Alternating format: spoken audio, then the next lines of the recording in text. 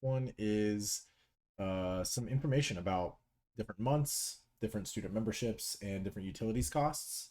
We have this entire chart here, and we need to determine the variable cost per unit, the fixed costs, and find the cost equation. And then in January of next year, we expect to see 6,000 students. What are the anticipated total utilities costs?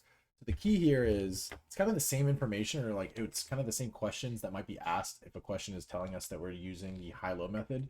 But here we are using Excel and the least squares regression to do all of these things. So it's really not too bad. So what we're going to have to do, don't really have to do this on an exam or anything, but we are going to do this, potentially on a homework, or just kind of helpful to know is we're going to use Excel here. So we're going to go to Excel by doing this, and we are going to see our different monthly values here for student memberships. Our X, right? Just kind of label this. This is our X, this is our Y, just so that we don't get confused later on when we're doing some work with this. Then we kind of see here that we've got just this data set. So the one thing is that on potential homework or something, you might have to copy the table to then paste it into Excel.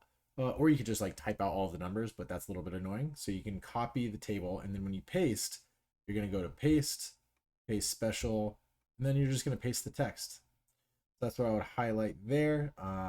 Super useful, and so that you can avoid having to type out all of the numbers here. So not having to type out all the numbers, definitely helpful. So you can just copy the table, from anywhere where it will actually copy in like row form. And then when you're pasting, you're just going to want to paste special and paste just the text, and that will do the trick for you. But you should have access to this file at least, so you have all of this, because I think that copying and pasting from PDFs is a little bit annoying. So I did have this Excel that you should be able to use pretty easily here. So what we're doing is we are going to use an equation. So I'll just say regression equation. So we are doing least squares regression. So I'll do that, and then I will, yeah. Okay, so the regression equation here is going to be equals line ST. And we're going to open our parentheses, and then it says known Y's.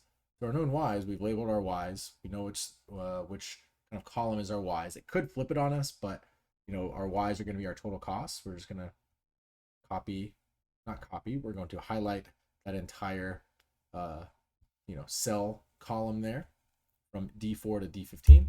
Then our known X's are going to be the ones right next to it. So then we're going to highlight those, close our parentheses, equals.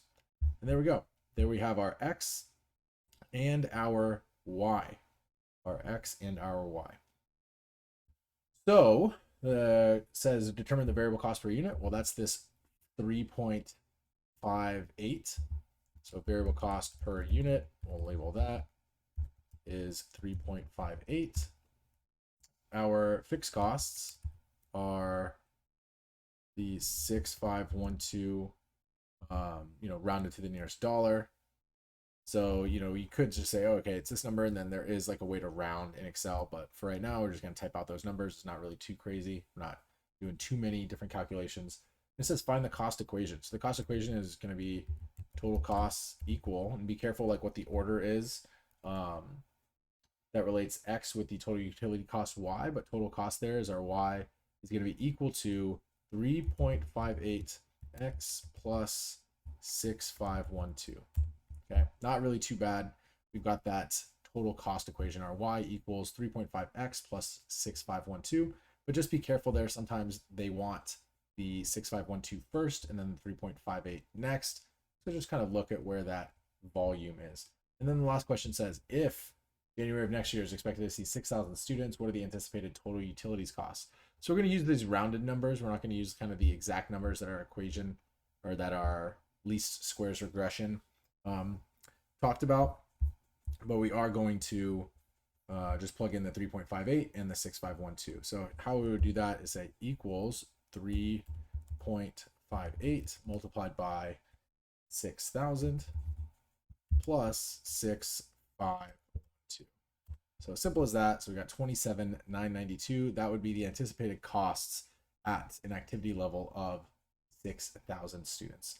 So that gets us through all of that Excel stuff. Let us know if you have any questions on that, but wanted to highlight how to use Excel for that one. Thanks for watching that GPA Factory video. Hopefully that was extremely helpful. If you found it to be helpful or to kind of clarify some of that content, you can also have access to a free month of membership if you follow this link and use the code YouTube100.